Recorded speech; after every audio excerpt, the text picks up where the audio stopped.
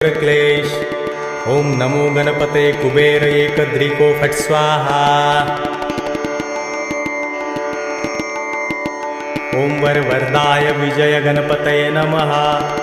ओम गणपते सर्वविघ्नं हराय सर्वाय सर्वगुरुवे लंबोदराय ह्रीं गं नमः।